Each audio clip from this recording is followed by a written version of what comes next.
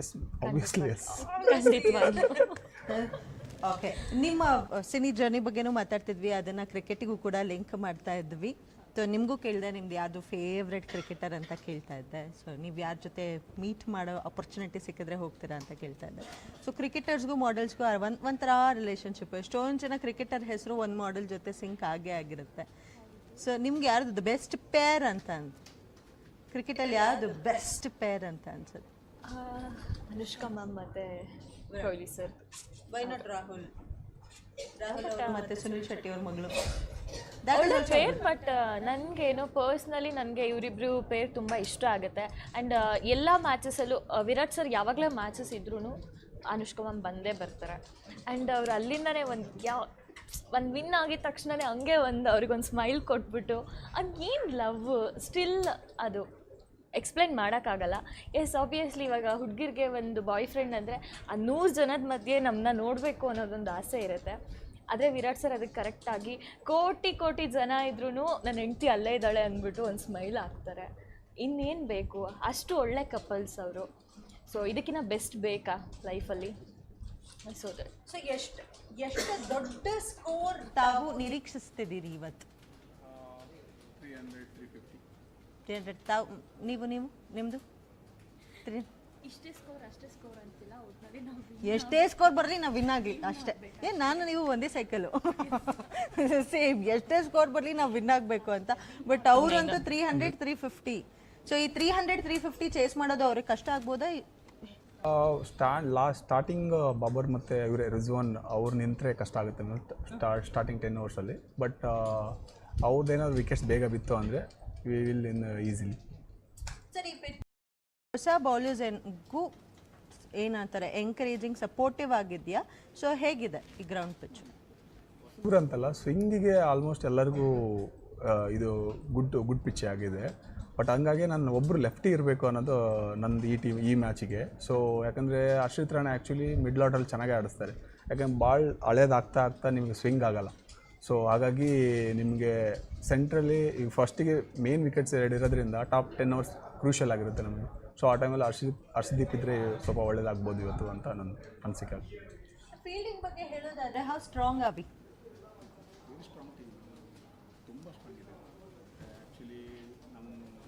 ಮಾತಾಡ್ಬೇಕಾದ್ರೆ ಗಲ್ಲಿ ಪಾಯಿಂಟ್ ಇಲ್ಲಿ ಮಾತ್ರ ಜಡೇಜಾ, ಅಕ್ಷರ್ ಪಟೇಲ್ ಇವರಿಬ್ಬರು ಮಾತ್ರ ತುಂಬ ಚೆನ್ನಾಗಿ ಮಾಡ್ತಿದ್ದಾರೆ.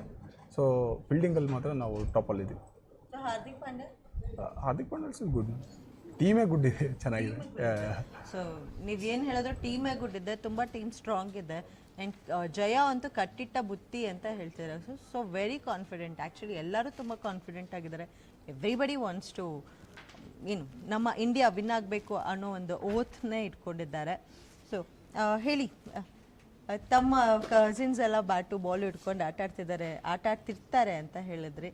ಸೊ ಬೈ ಎನಿ ಚಾನ್ಸ್ ತಮಗೇನಾದರೂ ಆಪರ್ಚುನಿಟಿ ಸಿಕ್ಕಿ, ಸೊ ವಿಮೆನ್ ಕ್ರಿಕೆಟರ್ಸ್ನಲ್ಲಿ ತಾವು ಒಬ್ಬರಾದರೆ ಹೇಗಿರುತ್ತೆ? Have you ever dreamed of? ತುಂಬ ಚೆನ್ನಾಗಿರುತ್ತೆ.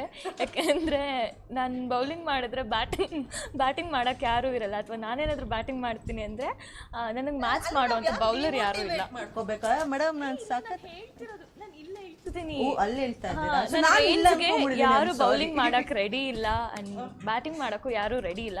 ಆ್ಯಂಡ್ ನನಗೆ ಗ್ರೌಂಡ್ ಕೂಡ ಸಾಕಾಗಲ್ಲ, ಆ ಥರ ಬ್ಯಾಟಿಂಗ್ ಮಾಡಿರ್ತೀನಲ್ಲ.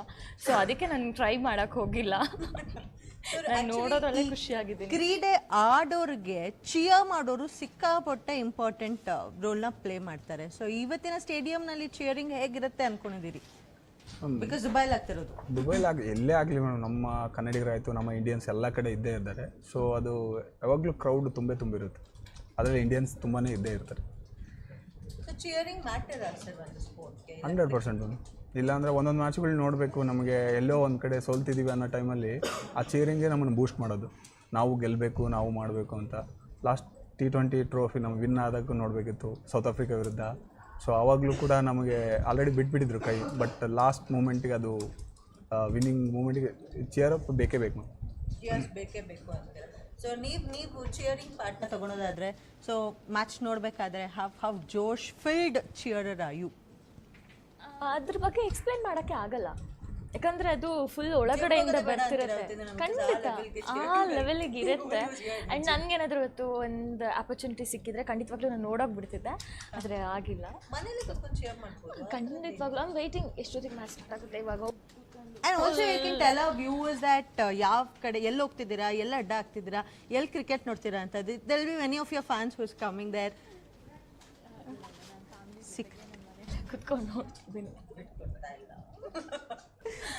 ಯೂಶಲಿ ತಮ್ಮ ಬಳಗ ಏನಿದೆ ಹೇಗಿರುತ್ತೆ ಸರ್? ಈ ಕ್ರಿಕೆಟ್ ಪಂದ್ಯ ಆಗ್ತಾ ಇದೆ, ಕ್ರಿಕೆಟ್ ಲೈವ್ ನಡೀತಾ ಇದೆ ಅಂದಾಗ ಸೊ ಎಷ್ಟು ಜನ ಒಟ್ಟಾಗ್ತೀರಾ, ಹೇಗೆಲ್ಲ ಪ್ಲಾನ್ ಮಾಡ್ಕೋತೀರಾ ಆ ಡೇ? ನಮ್ದು ಒಂದು ಗ್ರೂಪ್ ಇದೆ ಮೇಡಮ್. ಆ ಗ್ರೂಪ್ ನಾವು ಓನ್ಲಿ ನಮ್ಮ ರೂಮಲ್ಲಿ ಫುಲ್ ಸ್ಕ್ರೀನ್ ಹಾಕಿ ಫುಲ್ ಎಲ್ಲ ಬಾಯ್ಸ್ ಬಂದು, ಸೊ ಫುಲ್ ಈಗ 1:30 ಸ್ಟಾರ್ಟ್ ಆದರೆ ರಾತ್ರಿ 12 ಗಂಟೆ ತನಕ ಇನ್ನು ಎಲ್ಲಿ ಎದ್ದೇಳಂಗಿಲ್ಲ. ಸೊ ಕುಕ್ ಮಾಡಿಕೊಂಡು, ಸೊ ಮ್ಯಾಚ್ ಇದ್ದಿದ್ದ ನಂತರ ಈ ಮ್ಯಾಚ್ ಅಂತಲ್ಲ, ಎಲ್ಲ ಮ್ಯಾಚ್ಗೂ ಹಂಗೆ. ಸ್ಟ್ರಾಟಜಿ ವೈಸ್ನಲ್ಲೂ ಥಿಂಕ್ ಮಾಡೋದಾಗಿರೋದ್ರಿಂದ ಸೊ ಮ್ಯಾಚ್ ನೋಡ್ಬೇಕಾದ್ರೆ ಆ ಸ್ಟ್ರಾಟಜಿ ಎಲ್ಲ ಹಾಕೊಂತಾನೆ ನೋಡ್ತೀರಾ, ಇಲ್ಲ ಜಸ್ಟ್ ಆಸ್ ಅ ವ್ಯೂವರ್ ನೀವು ನೋಡಿ ಎಂಜಾಯ್ ಮಾಡ್ತೀರಾ? ಯಾ ನಾನು ನೋಡೋದಕ್ಕೂ ನೀವು ಅಜಗಜಾಂತರ ಬಿಡಿ. ಕೊಯ್ಲಿದೆ ಹೇಳ್ಕೊಳ್ಳಿ, ಕವರ್ ಡ್ರೈವ್ ನಮ್ಮ ಕೊಯ್ಲಿ ಸರ್ ಕವರ್ ಡ್ರೈವ್ ಬಂದರೆ ಸೊ ಆ ಸೌಂಡ್ ಫೀಲ್ ಆಗುತ್ತೆ ನಮಗೆ. ಅದು ಫೀಲ್ ಆದರೆ ನಾವು ಹಿಂಗೆ ಹೊಡಿಬೋದು. ಸೊ ಅದೇ ಆ ಯಾರ್ಕರ್ ಬಿದ್ದಾಗ ಈ ಯಾರ್ಕರ್ ನಾವು ಮಾಡ್ಬೋದಿತ್ತು ನಮ್ಮ ತಲೆಯಲ್ಲಿ. ನಾವು ಅಂದರೆ ಪೊಸಿಷನ್ ನಾವು ಅಲ್ಲಿದ್ದೀವಿ ಆಡ್ತಿದ್ದೀವಿ ಅನ್ನೋ ಥರನೇ ಫೀಲ್ ಮಾಡ್ಕೊಂಡು ಆಡೋದು ಅವಾಗ ನೋಡಬೇಕಾದ್ರೂ ಕೂಡ. ವೆರಿ ಪಾಸಿಟಿವ್ ನೋಟ್, ನೆಗೆಟಿವ್ ಬಗ್ಗೆನೂ ಮಾತಾಡೋದು ತುಂಬ ಇಂಪಾರ್ಟೆಂಟ್ ಆಗುತ್ತೆ. ಸೊ ತಮ್ಮ ಪ್ರಕಾರ ಯಾವುದೋ ಒಂದು ನೆಗೆಟಿವ್ ಅಂಶ ಇದೆ ಇವತ್ತಿನ ಮ್ಯಾಚ್ನಲ್ಲಿ ಅಂದರೆ ಏನು? ಅವರು 150+ ಮ್ಯಾಚ್ ಆಡಿದ್ದಾರೆ, ಅಲ್ಲಿ ನಾವು ಆಡಿಲ್ಲ. ಆ ಎಕ್ಸ್ಪೀರಿಯನ್ಸ್ ಅವ್ರಿಗೆ ಪ್ಲಸ್ ಪಾಯಿಂಟ್ ಆಗ್ಬೋದು. ಸೊ ಅಲ್ಲಿ ಮ್ಯಾಚ್ ಆಡೋದು, ಪಿಚ್ ಚೆನ್ನಾಗಿ ಗೊತ್ತಿರುತ್ತೆ, ಪಿಚ್ಚಿನ ಬಗ್ಗೆ ಬಹಳಷ್ಟು ಮಾಹಿತಿ ಇರುತ್ತೆ ಅಂತ ಅಂತೀರಾ.